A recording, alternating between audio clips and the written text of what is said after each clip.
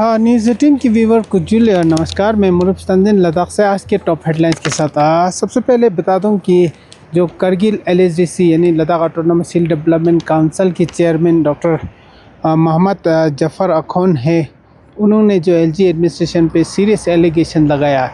आपको बता दूं, जो उनका कहना है कि जो LG लद्दाख है कविंदर गुप्ता, वो वन साइडेड डेवलपमेंट को ही देखते हैं, ले को ज़्यादा फोकस करता है, ये उनका इल्ज़ाम है। और उनका ये भी कहना है कि रिसेंटली जब LG साहब हेल्थ मिनिस्टर के साथ मुलाकात हुआ तो उसके बाद जो करगिल का मांग था मिनी एम्स, उसी तरह जो नर्सिंग कॉलेज, इसके बारे में कोई जिक्र नहीं है, ये उनका कहना। तो उनका ये भी कहना है, जब स्पोर्ट्स मिनिस्ट्री से मिला तो LG Kavinder Gupta recently new Delhi में, तो उनका ये भी कहना है कि करगिल के जो स्पोर्ट्स इंफ्रास्ट्रक्चर डेवलपमेंट को लेके कुछ भी वहाँ पर इशू रेज नहीं किया, ये उनका इल्ज़ाम है। उनका कहना है कि ये उनका काफ़ी पुराना मांग है कि जो स्पोर्ट इंफ्रास्ट्रक्चर डेवलपमेंट साथ साथ और भी सारे डेवलपमेंटल इश्यूज़ है। तो जो डॉक्टर जफ़र का ये कहना है कि LG Ladakh one sided development देखता है, जो एक रीजन को ही ज़्यादा फोकस करता है, ये उनका इल्ज़ाम है।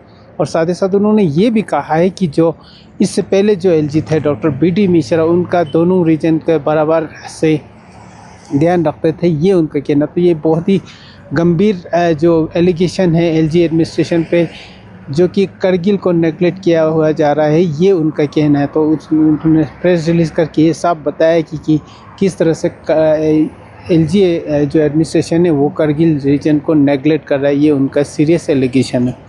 और उनका ये भी कहना है कि जो BD मिश्रा है वो पूरा रीजन को एक तरीके से देखते थे, ये उनका कहना। और दूसरा इम्पोर्टेंट खबर आपको ये बता दूं कि UT सेक्टर से एक ऑर्डर निकला 24 तारीख को। उसके मुताबिक जो फाइनेंशियल पावर था LG एडमिनिस्ट्रेशन की तरफ से, वो अभी थोड़ा रिड्यूस कर दिया है। आपको बता दूं, जिस तरह से 100 करोड़ के प्रोजेक्ट का सेंक्शन LG एडमिनिस्ट्रेशन देते थे, वो आप MHA की ओर से देगा। साथ ही साथ जो चीफ इंजीनियर के पास 10 करोड़ का जो प्रोजेक्ट होते थे वो सेंक्शन होता था, अब वो उन ऑर्डर के मुताबिक वो MHA से आएगा, ये उनका कहना है। तो इससे जो इस इशू को लेके लोगों में काफ़ी चिंता है, क्योंकि लद्दाख में एक शॉर्ट सीज़न रहता है, इसमें जो फाइनेंशियल अप्रूवल होता है वो जल्दी करना होता है। जब जाहिर सी बात है, जब MHA के पास जाएगा तो इसमें देरी हो सकता है। तो लद्दाख में शॉर्ट सीज़न होने के कारण जो सोशल एक्टिविस्ट यानी KDA के जो सदस्य है सजाद करगिल, उन्होंने भी ये इस इशू को लेके ट्वीट किया है कि ये बहुत ही गंभीर मामला है, लद्दाख जैसे रीजन को ऐसे नेगलेक्ट नहीं करना चाहिए, इस पे विचार करना चाहिए। क्योंकि जो UT एडमिनिस्ट्रेशन फाइनेंशियल जो अकॉर्ड देते हैं, जो प्रोजेक्ट हो या स्कीम हो, उनको अप्रूवल देते हैं, तो वो आप MHA की तरफ से होगा। तो इस पे उनका ये कहना है कि अब जो पावर्स MHA को दिया गया, इससे ये साबित होता है कि जो लद्दाख में प्रोजेक्ट सेंक्शन होगा उसमें जो अप्रूवल के लिए डिले होगा, ये उनका कहना।